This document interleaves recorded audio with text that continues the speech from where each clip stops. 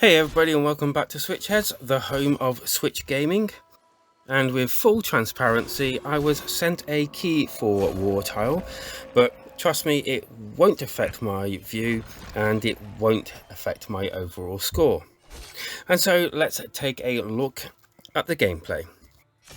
And this is quite a complicated game with lots and lots of features, and like I've done before in other videos, I'm going to try and give you what you need to know to try and base yourself a decision of whether you want to buy the game or not. Then I'm going to score it and we'll go from there. So, starting from the hub, let's have a look round. We have the Tavern, where you can buy new units. Customization, where you can swap in and out of weapons, shields, cards and the like. Your deck, mentioning those cards.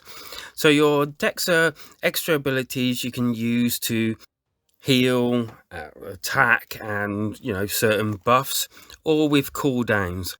And I'll explain a bit more of that a bit later on. Then you have your merchant, where you can buy, sell, and compare weapons, shields, and the like.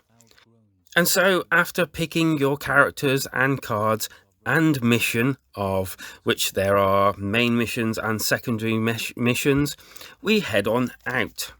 We end up in one of the many set pieces and move around on tiles, kind of just like a board game. You have a character card with your stats on, your cards, your battle points, and your missions and secondary missions. Moving around the board or areas, you discover chests with a mix of items within.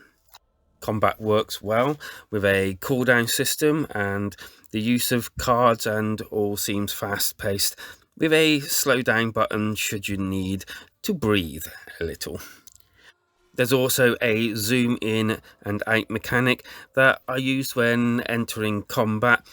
This worked quite well most of the time, but sometimes the camera can go too far with no lock system to stop it going so far, and you end up sort of like in the actual ground, if you like.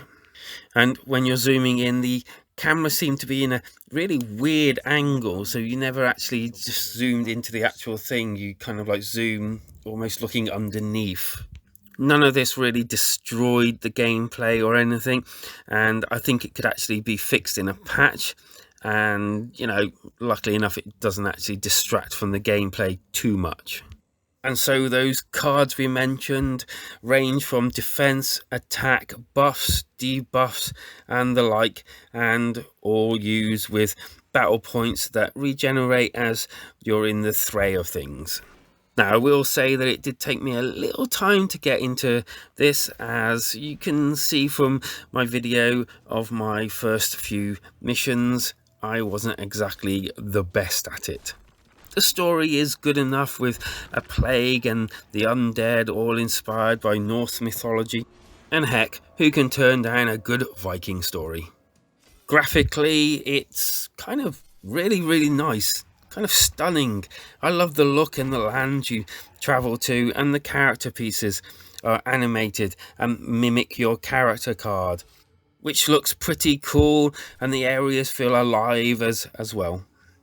Sound is just as lovingly done, with part of it being voiced. Tree of Life, Yggdrasil, has taken root deep within the magical forest of Mirkwood.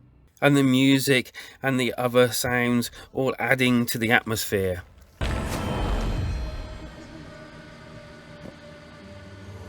And so, with all of that, I score games out of 5. And WarTile, I'm going to give a solid 4 out of 5. With great atmosphere from really lovingly made stages to the great voiced storytelling.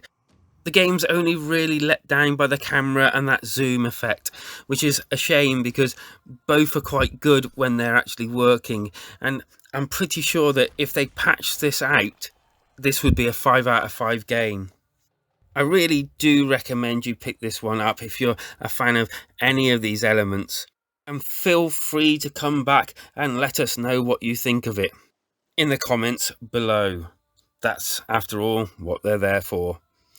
hit that like button and, subscribe. Become part of the Switch Heads family.